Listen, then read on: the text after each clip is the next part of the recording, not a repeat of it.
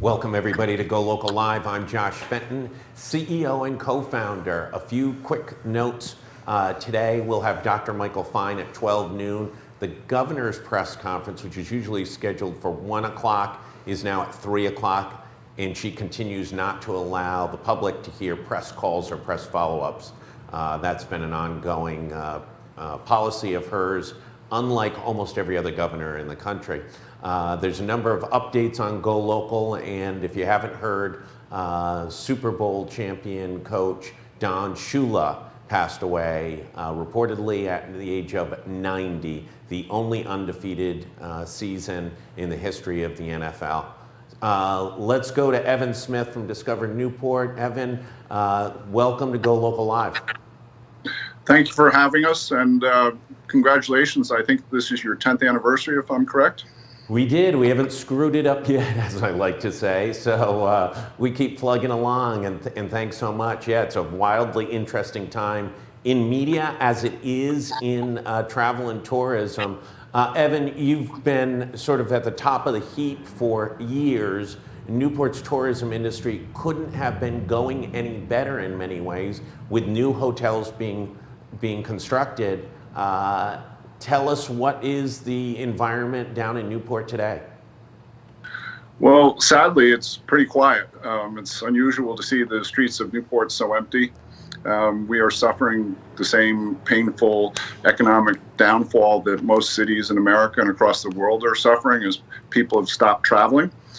So we're hoping that in the phases of the reopening of the economy, we can start to slowly turn up the volume again and rebuild. But I think that the speed of that will have everything to do with how intrepid people are about traveling again.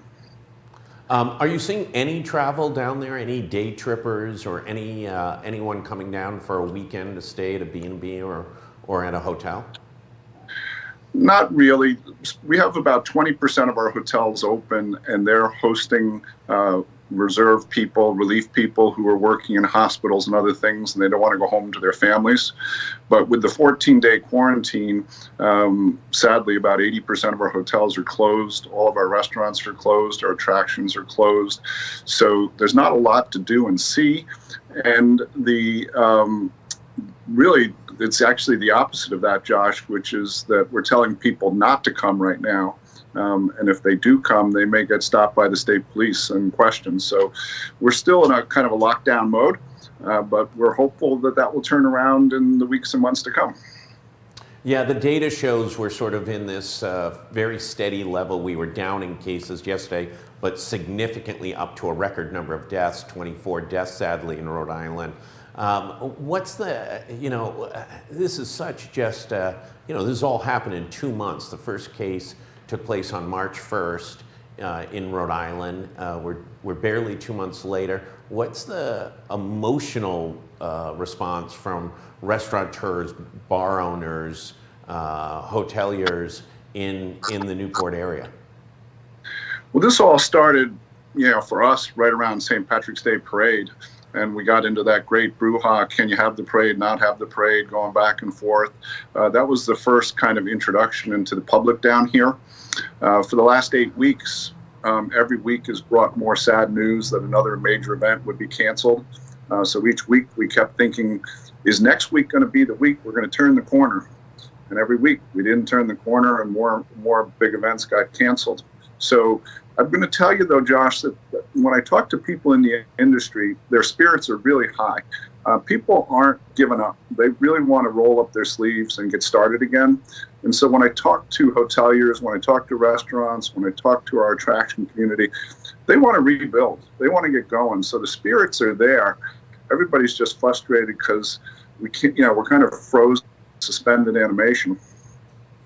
Obviously, jazz and folk got canceled last week by the governor, as well as the Bristol 4th of July parade. Any event with more than 50 people, including weddings, which I think took some folks by shock. But talk about the implications of Jazz and Folk Festival. Major global events, they sell out. Folk Festival sells out within minutes. Jazz Festival has built to be just a megalopicus, and a lot of people come and stay for a significant period for the Jazz Festival. Talk about the implications of that. Well, again, we've been tracking events canceling all summer. We lost the U.S. Senior Golf Tournament, which was going to be one of our major events of the summer. I think you're going to hear a major announcement about tennis coming up soon. But for Jazz and Folk, those are major events that have always kind of been part of the DNA of Newport. They've been around with us for over 55 years. They're synonymous with music in the city, and it has an international recognition for both the city and the state. So that was the latest and maybe the biggest punch in the gut to be able to realize, events for the summer are over, and we're going to miss them greatly, but hoping that they'll come back stronger and better next year. This, ironically, is National Travel and Tourism Week.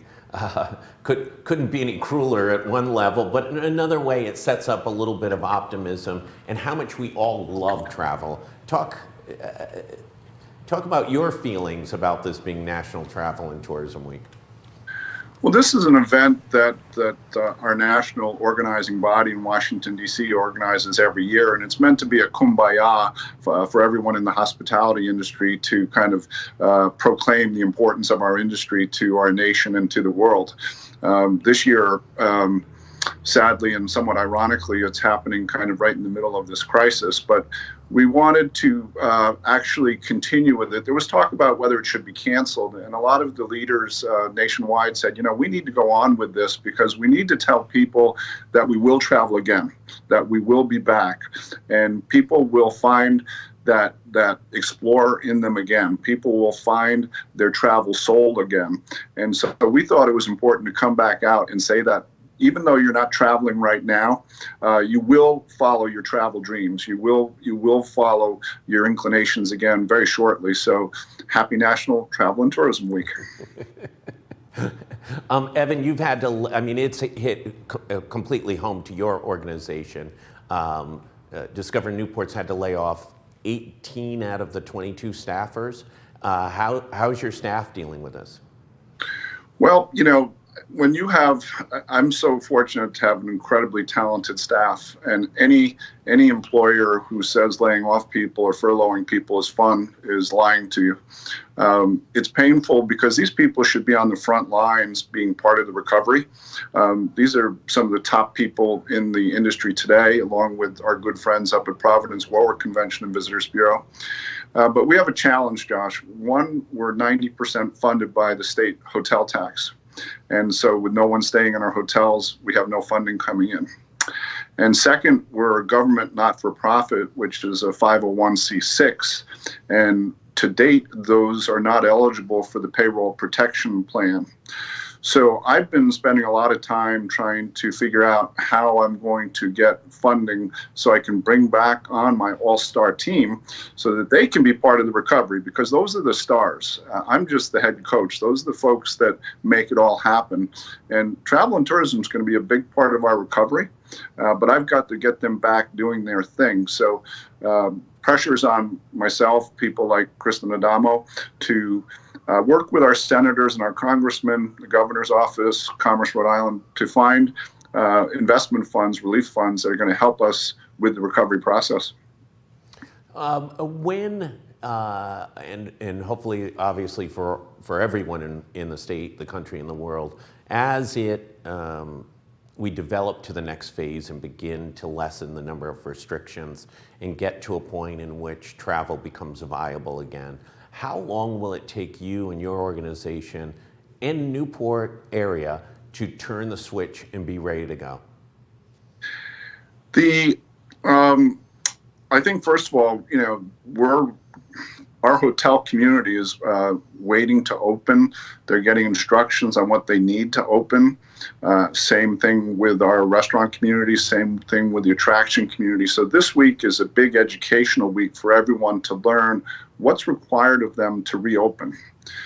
I think that you're going to see the process slowly start to open up later this month and certainly into June. And then I think that really it's going to have to do with we predict the regional travel will be the first one to come back, i.e. people aren't going to take long haul vacations this summer.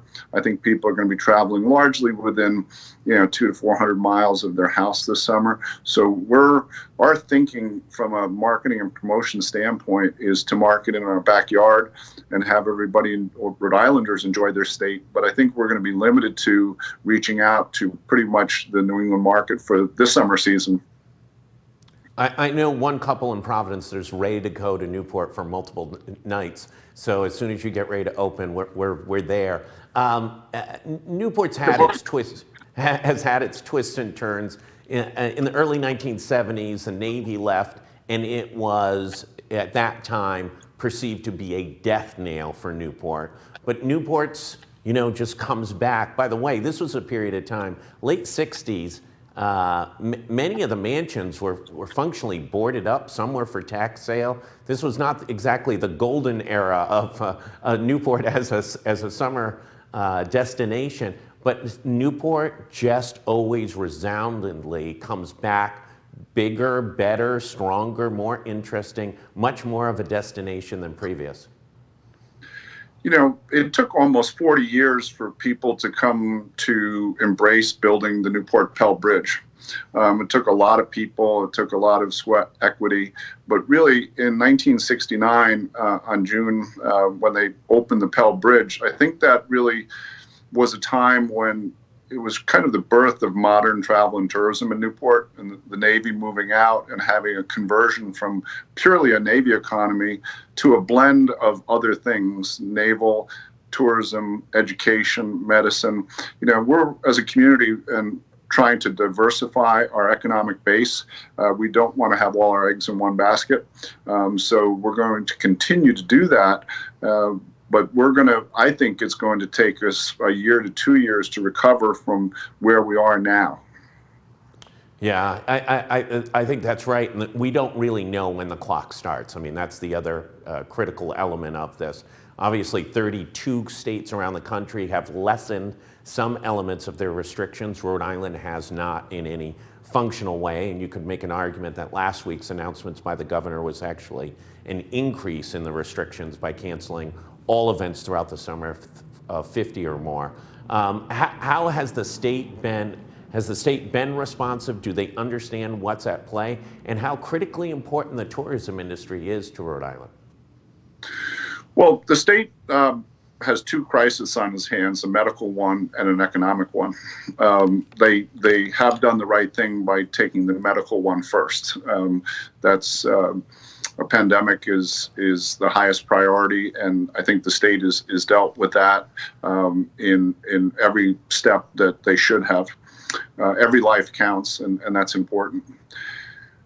When we get the pandemic kind of in the space that we want it, when we get the curve where we want it, then the state and the public and private sector, everyone, this isn't all fall on the state, this is everybody, is going to have to work on the other crisis, which is the economic crisis. And we have a significant economic crisis, and it's going to take all the various different sectors in the state working together, private and public sector, but also, whether it be tourism, whether it be education, healthcare, manufacturing, high tech, all of these people are going to have to get together to get our economy going again. And I think everybody's eager to do so, but what's so unusually strange about the pandemic is there's no day that you say, okay, we're done now, right? We can start. So that's what's, I think, keeping us from applying some of our best talents in the state is people are ready. We just need to know timeframes that we can apply the kinds of talent throughout the state that we want to. Evan, last word to you. What do Rhode Islanders, what does the region need to know about Newport and efforts to rejuvenate the tourism industry? We're going to rebuild the program. This is certainly not our brightest day, but everyone's spirits are high, and we will rebuild all of this. I think what I'd like your listeners to know is to get out and enjoy Rhode Island this summer. You listeners may not be traveling far this year, but the state has so many wonderful assets. And so this is going to be a great time for Rhode Islanders to have Rhode Island to themselves.